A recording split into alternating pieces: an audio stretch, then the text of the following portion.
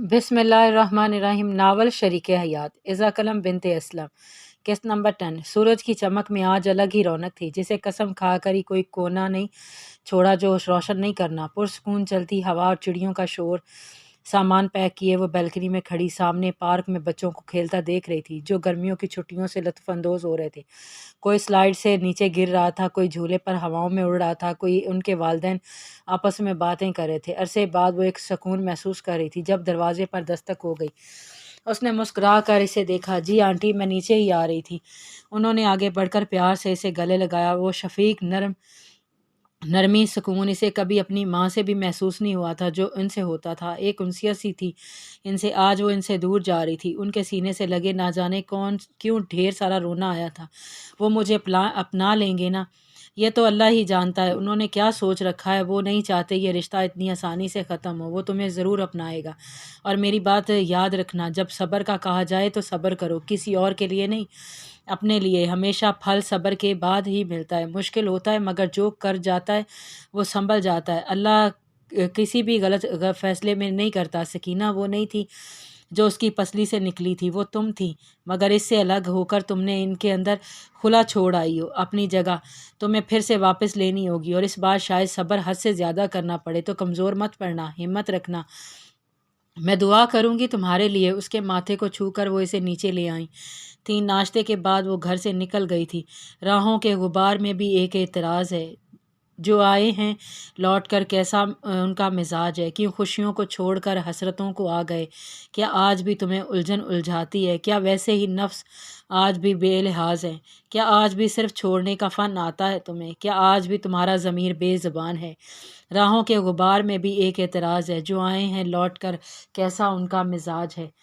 बस कराची की हदूद से कहीं आगे निकल आई थी। बस चंद लम्हे और गांव की पगडंडी शुरू हो जानी थी। वो बस अड्डा जैसे 3 महीने पहले बारिश की जद में छोड़ आई थी। आज वो मौसम शफाफ था। इस दिन की निस्बत आज रश ज़्यादा था। हर रोज़ ना जाने कितने मुसाफिर सफ़र पर जाते हैं, कितने लौटते हैं। एक दिन वो मुसाफिर बनकर गई थी और आज वो अपने घर वापस आई थी, मगर इसे खुशामदीद किसी ने नहीं कहा था। बैग घसीटती वो रक्षा, तांगे या कुछ भी जो इसे गांव पहुंचा दे। तांगे में बैठने तक उसने इस बात का तयन नहीं किया था वो पहले घर जाएगी या हवेली। चमक पड़ते ही घोड़ा सड़क पर गामजन हो गया था। आज मौसम शांत था, वो पुरसकून था। इस दिन तो जैसे इसने कसम खा ली थी कि पूरा गांव सैलाब में बहा देगा। और आज ना ये खुश लग रहा है, ना उदास ना गुस्सा। एक अजीब सी हकारत थी माहौल में, जैसे मट्टी के वो पहाड़ इससे पूछ रहे थे। गरूर का सर नीचा होता है, हम पहाड़ हैं, मगर ये कभी नहीं भूले कि मट्टी को आखिर ढेर होना है। दरख्तों की ऊंची डालियां इसे तंज कर रही हूँ कि हम चाहे जितनी मजबूत जड़ें रख लें, हमें डर लगता है कि हवा के तेज़ झोंके से है जो हमारा गरूर को तोड़कर जड़ से उखाड़ फेंकती है, इसलिए कि उसके सामने अपना सर खम कर देते हैं। इंसान अकड़ता रह जाता है। हर चीज़ में कोई ना कोई वार था। इसे तो सर उठाना भी मुहाल होता जा रहा था। जैसे जैसे हवेली करीब आती जा रही थी, सफ़ेद हवेली की चमक मध्यम सी हो गई थी। खामोशी, वीरानी, उदासी सब जमा थे, मुंजमद थे वो वहाँ। उसका दिल और अब भी तेज़ी से धड़कने लगा था। तांगा आगे बढ़ता जा रहा था। हवेली दूर जाती जा रही थी। रुक जाए, मेरा घर आ गया। कोचवान ने उसका सामान उतार कर रख दिया। बागीचा रूखा बेल सूख गई थी। पूरे लॉन में सूखे पत्ते बिखरे पड़े थे। हिम्मत करके उसने कदम आगे बढ़ाए थे। आशिर साहब ड्राइंग रूम में बैठे हिसाब का किताबचा खोल कर देख रहे थे और साथ सर झुकाए खड़े नौजवान को कुछ समझा रहे थे। जब रहीम आया, रुबाशा बेटी आई हैं, उनका हिलता हाथ वहीं रुक गया था। 3 महीने पहले का ज़ख्म फिर से ताज़ा हो गया था।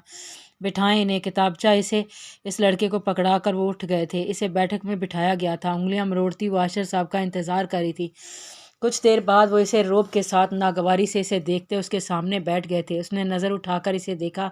आज जिन आंखों में नागवारी है, कभी इनमें शफकत, आस, रहम था। उसकी वजह वो जानती थी। अस्सलाम वालेकुम अंकल। वालेकुम सलाम जी, खैरियत। उनका लहजा काटदार था, कोई लचक नहीं थी इसमें। मैं आपसे एक इल्तिजा करने आई हूँ। आपको अपने बेटे का खून माफ़ कर दिया, और क्या चाहिए आपको। इसे तवक्को नहीं थी वो ये बात जताएंगे इसे। जी शुक्रिया, मैं कुछ और कहना चाहती हूँ।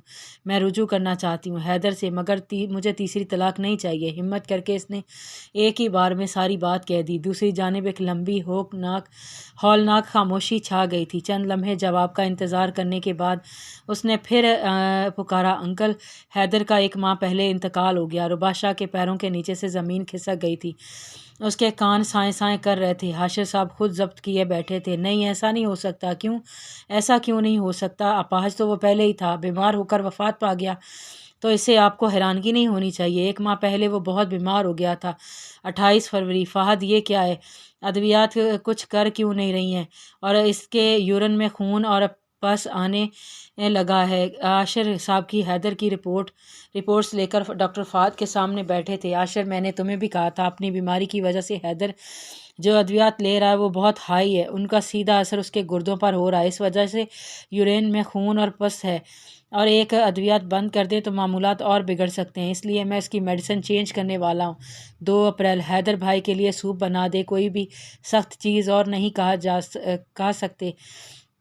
کھا سکتے۔ سفیان سوپ لے کر کمرے میں آیا تو وہ الٹیاں کر رہا تھا، اس کے سارے کپڑے کمفرٹیبل سب خراب ہو چکا تھا، لیکن الٹی رک ہی نہیں رہی تھی۔ سوپ ٹیبل پر رکھ کر اس نے باسکٹ اس کے سامنے کی اندر سے نکلتا محلول بالٹی میں جمع ہونے لگا۔ آخر سارا غبار نکلنے کے بعد بیڈ گراؤنڈ سے سر ٹکا کر لمبے لمبے سانس لینے لگا۔ آنکھوں سے نکلنے والا پانی جلن کا باعث بنتا جا رہا تھا۔ سفیان نے باسکٹ نیچے رکھے، اس کے اٹھا کر ویل چیئر پر بٹھایا، اس کا منہ ہاتھ دھلوایا۔ کپڑے تبدیل کرنے کے بعد وہ بیڈ شیٹ بدلنے لگا۔ چادر تبدیل کرتے ہی اس نے پلٹ کر حیدر کو دیکھا تو چہرہ ہاتھوں میں چھپائے رو رہا تھا۔ حیدر بھائی! وہ گھٹنوں کے بل اس کے قریب پہنچا تو وہ اور ٹوٹ گیا تھا۔ حیدر بھائی کیا ہوا؟ آئی ایم سوری سفیان، میری وجہ سے تمہیں یہ گند اٹھانا پڑا ہے۔ آئی ایم ریئلی سوری، میں بہت بے بس، بہت زیادہ دعا کروں گا میں مر جاؤں، پھر سب ٹھیک ہو جائے گا۔ الٹیوں کی وجہ سے گلا بھی جل رہا تھا، اتنی تکلیف تھی کہ وہ بیان نہیں کر پا رہا تھا۔ اس کی حالت پر سفیان کو شدید دکھ ہوا تھا۔ اسے بیڈ پر شفٹ کرنے پر وہ باسکٹ کی جانب بڑھا تو ڈر گیا، الٹی میں خون تھا۔ 10 اپریل۔ اندھیری رات میں موسم کے حالات بگڑ گئے تھے۔ اندر حیدر کمر میں اٹھنے والے درد سے جوجھ رہا تھا۔ اس کی حالت کو دیکھ کر مد نظر رکھتے سفیان چند دن سے اس کے ساتھ ہی اسٹے کر رہا تھا، مگر اسے بے چین نہ کرنے کی غرض سے حیدر اپنی تکلیف پی گیا تھا۔ وہ بس سسکیاں لے رہا تھا، ہر لمحے شدت بڑھاتا جا رہا تھا، نہ نیند آ رہی تھی نہ سکون۔ 15 اپریل۔ حیدر کے گردے 30% تک خراب ہو چکے ہیں، اوپر سے اس کے معدے میں کچھ زخم ملے ہیں جو متوازن غذا سے ٹھیک ہو سکتے ہیں، مگر حیدر کے گردے اور معدے کی جو حالت ہے وہ اتنی بھاری کھانا ہضم نہیں کر پا رہی تھی۔ ادویات تاثیر بہت گرم ہے، جو نہیں ہے وہ اثر نہیں کر رہی تھی۔ اس کی HB بھی کم ہو گئی ہے، شوگر لیول بھی کم ہو گیا، وہ دن بدن موت کی طرف جا رہا ہے۔ عاشر 22 اپریل۔ وہ کمزور لاغر جسم لیے بیڈ گراؤنڈ سے ٹیک لگائے بیٹھا تھا، اس کی جاذبے پرکشش شخصیت کہیں کھو سی گئی تھی۔ آنکھوں کے نیچے سیاہ ہلکے خشک ہونٹ، رخسار کی ہلکی نظر، اتنی ہڈیاں، وہ میجر اب کمزور ہو گیا تھا۔ وہ مسکرا کر اپنے والدین کی تصویر کو دیکھ رہا تھا۔ حیدر آؤ واک پر چلتے ہیں۔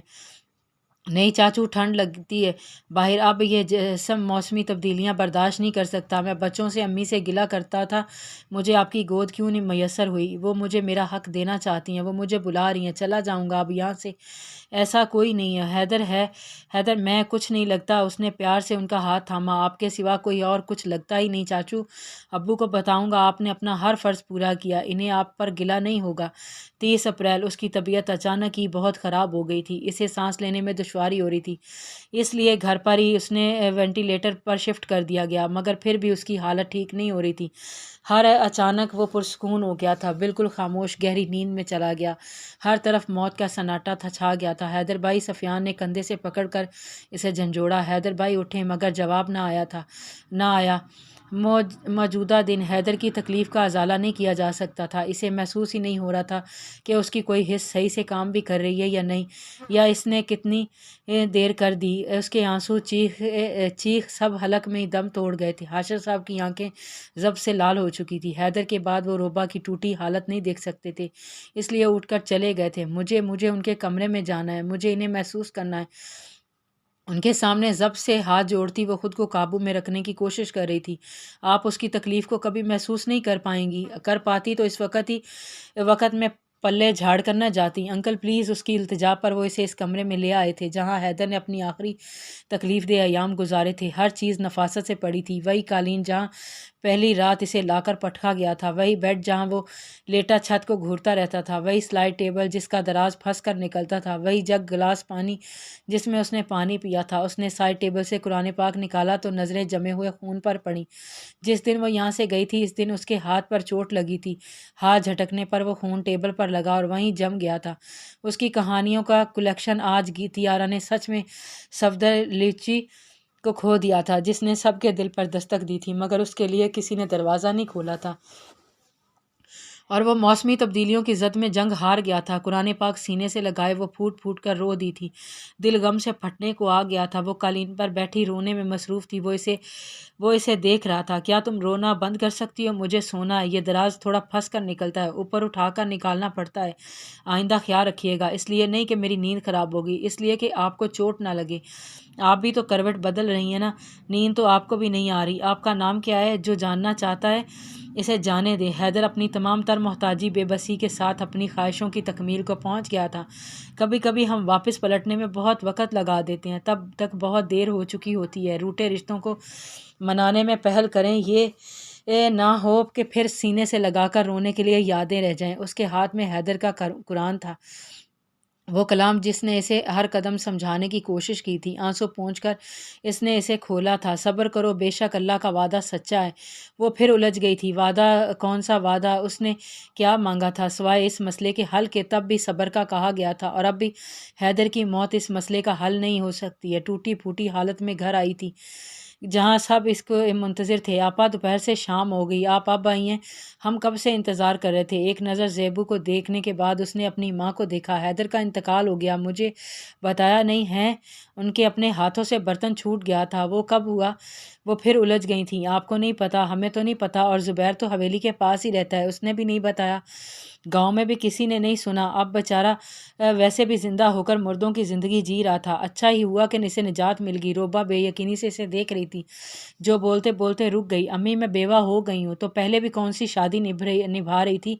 पहले तलाक याफ्ता कहलाती, अब बेवा। क्या फ़र्क पड़ता है? चल छोड़, मुंह हाथ धो, मैं खाना लगाती हूँ। इसे यकीन नहीं आ रहा था उसकी माँ उसके गम में शरीक होने के लिए तैयार नहीं। बैग वहीं छोड़कर अपने कमरे में आकर बंद हो गई। ज़ेबू उसके पीछे जाने लगी तो उन्होंने रोक दिया। रो लेने दे इसे, जब रिश्ते टूटते हैं तो रोना आता ही है। बेड पर औंधे मुंह लेटे वो टूट कर रो रही थी। उसके रोने की आवाज़ बाहर तक आ रही थी। बख्तू और ज़ेबू दरवाज़ा खोलना चाहते थे, फिर थक कर चले गए। इसे एहसास शर्मिंदगी ने मार दिया था। I am sorry Haider, I am really very sorry. मैं अपने फ़र्ज से भाग गई थी। अब आपकी मौत की वजह मैं हूँ। मैंने आपको बेबसी की पस्तियों में धकेला, मैंने आपको मौत के दहाने पर पहुँचाया। 3 महीने मैं हमदर्दी से खौफ और खौफ से चाहत का ये सफ़र आज मेरे दिल फाड़ रहा है। मुझे नहीं पता मुझे इतना दर्द क्यों हो रहा है, लेकिन मेरा सांस लेने का दिल नहीं कर रहा। कितनी अजियत आपने बर्दाश्त की। हम दोनों को एक अल्लाह ने किया था। मैं तो उनके आगे शर्मसार हो गई। आई एम सॉरी। मैं खुद को कभी माफ़ नहीं करूँगी। मैं सारी उम्र आपकी बेवा बनकर गुजार दूंगी। आपके अलावा किसी का मुझ पर कोई हक नहीं होगा, किसी का नहीं। उदासी की कोई तो आखिरी हद हो कि जिसके बाद मुमकिन न रहे कुछ और गम सहने, या फिर यूं हो कि गम सहने की आदत इस तरह कुछ हो कि सह कर भी न जंशन अबरू में और न माथे पर बल आए। शिकस्ता टूटे असाब पर तारी थकन ना हो, लबों से बेइरादा आह ना निकले, ना दिल डूबे कभी हल्की नमी रुखसारों पर आँखों से न उतरे। लबों को सी लिया जाए, नमी को पी लिया जाए, चुभन में और थकन में खामोशी से जी लिया जाए। उदासी की कोई तो आखिरी हद हो। वो भी उदासी की आखिरी हद पर पहुंच गई थी। होंठ बिल्कुल सी लिए थे, अल्फाज मफलूज होकर रह गए थे। 7 दिन 7 सदियां बन गए थे। वो अपने कमरे तक महदूद होकर रह गई थी। आंगन में तख्त पर बैठी वो गैर मराई नुक्ते को घूर रही थी। आंखें शब बेदारी की गवाह थीं। आंखों के नीचे स्याह हल्के रंग भी जर्द हो गया था। बाल भी बिखरे थे। छुट्टियों की वजह से ज़ेबू और बख्तू का सारा दिन खेल कूदने में निकल जाता था। वो दोनों घर वापस आए तो अपनी आपा को इस हालत में देखकर सोच में पड़ गए। फिर जाकर इनसे लिपट गए। आपा, उसने मुस्कुरा कर इन दोनों को देखा। आपा, आज मौसम कितना अच्छा है ना चलें, बाहर चलते हैं, हमारी गुल्ली डंडा देखें, हम जीत कर आए हैं। बख्तू ने चह कर कहा। बताया तो ज़ेबू ने इसे परे धकेल दिया। नहीं आपा, मेरा स्टापू देखेंगी। میرے جیسا کوئی نہیں کھیلتا ہے، مجھے نہیں جانا، تم دونوں کھیلو۔ اور وہ اٹھ کر جانے لگی تو ان دونوں نے اس کا ہاتھ پکڑ لیا۔ نہیں، آپ ہمارے ساتھ چلیں گی۔ اس کے نہ کرنے کے باوجود وہ اسے باہر لے گئے، جہاں ایک طرف لڑکیاں اپنے کھیلوں میں مشغول تھیں اور دوسرے لڑکے دوسری طرف گاؤں میں ہر کوئی اپنا اپنا کام کر رہا تھا۔ کوئی نیم کے درخت کے نیچے حقہ پی رہا تھا تو کوئی تمباکو کو پیس رہا تھا۔ عورتیں کنویں سے پانی نکال کر سر پر گھڑا رکھے جا رہی تھیں تو کوئی گائے دھونے میں مصروف تھا۔ بھیڑ ہر طرف تھیں لیکن کسی کا اکیلا پن کوئی دور نہیں کر رہا تھا۔ وہ بھی دیکھ تو بختو اور زیبو کو رہی تھی مگر خیالوں میں کہیں اور گم تھی جب اس کی نظر ایک لڑکے پر پڑی۔ فون میں گھسا، ہاتھوں میں کچھ سامان پکڑے وہ جا رہا تھا۔ اس کی نظر دور تک اس کا تعاقب کرتی رہی۔ آپا کیا ہوا؟ زیبو کی آواز پر اس نے اس جانب انگلی اٹھائی۔ وہ لڑکا، وہ تو روز آتا ہے یہاں سے، روز گزرتا ہے۔ اس نے حیرت سے اسے دیکھا۔ روز پچھلے مہینے بھی آتا رہا ہے؟ ہاں آتا رہا ہے، اسی وقت، اور شام کو چلا جاتا ہے بس۔ پچھلے ہفتے نہیں آیا تھا؟ روبا کو شدید حیرت ہوئی تھی۔ پھر اس نے زیبو کو دیکھا۔ تمہیں بہت خبر ہے اس کی، کب آتا ہے کب جاتا ہے؟ اس بات پر وہ گڑبڑا سی گئی تھی۔ وہ آپ ہی کھیلتے نظر پڑ ہی جاتی ہے، زیادہ کسی پر توجہ دینے کی ضرورت نہیں ہے۔ اپنے کام سے کام رکھا کرو اور بڑی ہو گئی ہو، گھر سے کم نکلا کرو، جلدی واپس آؤ تم دونوں اور پڑھنے بیٹھو۔ انہیں تنبیہ کر کے وہ واپس گھر آ گئی تھی۔ وہ الجھ گئی تھی کہ اس کی نظروں میں بار بار وہ لڑکا آ رہا تھا۔ اگر حیدر کی ڈیتھ ہو گئی ہے تو سفیان روز کیوں آتا ہے؟ کہیں پھر سے کچھ غلط ہے؟ ساری رات وہ سمجھاتی رہی تھی اور آج صبح ہی سے اس نے سوچ رکھا تھا آج اگر سفیان آیا تو اسے بات کر کے رہے گی۔ اس لیے ناشتے کے بعد ہی وہ باہر آ گئی۔ کنویں کے پاس کھڑی وہ منتظر تھی اس کی کہ وہ کب آئے گا۔ اس نے گھڑی پر وقت دیکھا، 7 تو بج گئے تھے، اب تک تو آ جانا چاہیے تھا۔ یہی وقت تھا اس کا۔ بختو اور زیبو پتھر اور گیند سے کھیلتے اسے دیکھ رہے تھے۔ زیبو گیند اوپر پھینک کر پتھر اٹھاتی اور پھر گیند پکڑ لیتی۔ اس عمل کے دوران اس کی نظر روبا پر ہی تھی۔ اچانک اس کے چہرے کے تاثرات بدلے تو زیبو نے اس کی نظروں کے تعاقب میں دیکھا، وہاں سفیان آ رہا تھا۔ ہائے آپا، اس سے کچھ پوچھنے تو نہیں لگیں؟ وہ اپنے دھیان میں فون استعمال کرتا جا رہا تھا۔ سفیان اپنے نام کی صدا پر اس نے پلٹ کر روبا کو دیکھا تو ماتھے پر بل آ گئے تھے۔ ناگواری سے اسے دیکھ کر آگے بڑھ گیا تھا۔ سفیان رکو، میری بات سنو، مجھے بات کرنی ہے۔ مگر اس کی رفتار پہلے سے بھی زیادہ تیز ہو گئی تھی۔ بختو، زیبو پکڑو اسے۔ اس نے حیرت سے روبا کو دیکھا مگر تب تک بختو اور زیبو اسے پکڑ چکے تھے۔ اسے چھوڑو مجھے، چھوڑو مجھے۔ اس نے گردن گھما کر زیبو کو دیکھا۔ تم پھر آ گئی ہو؟ پہلے جو ہوا آپا یہ بہت بدتمیز ہے، اسے ماریں۔ وہ حیرت سے آنکھیں پھاڑے زیبو کو دیکھ رہا تھا جو روبا کو اسے مارنے کا کہہ رہی تھی۔ سفیان، تم ہر روز کیوں آتے ہو؟ حیدر کی تو ڈیتھ ہو گئی ہے نا؟ ہاں ہو گئی ہے، اور میں جو مرضی کرنے آؤں، سارا گاؤں آپ کا تھوڑی ہے، کسی اور کام سے آتا ہوں۔ اور کوئی کام تمہیں روز بڑی حویلی میں ہوتا ہے؟ میں نرس ہوں، میرا کام ہے لوگوں کی مدد کرنا، وہی کرتا ہوں۔ اپنے بازو ان دونوں کی گرفت سے نکالنے کی کوشش کر رہا تھا مگر ان دونوں نے اسے ایسے پکڑ رکھا تھا جیسے چور ہو۔ اس کی بات روبا کو غلط نہیں لگی تھی، اس لیے اسے چھوڑنے کا کہہ کر وہ واپس مڑ گئی تھی۔ سفیان نے اس کے چہرے پر ندامت، دکھ، کرب سب دیکھا تھا۔ اسے بھی دکھ ہوا تھا مگر حیدر کا دکھ کہیں زیادہ تھا۔ زیبو نے اسے دھکیل کر چھوڑ دیا تھا۔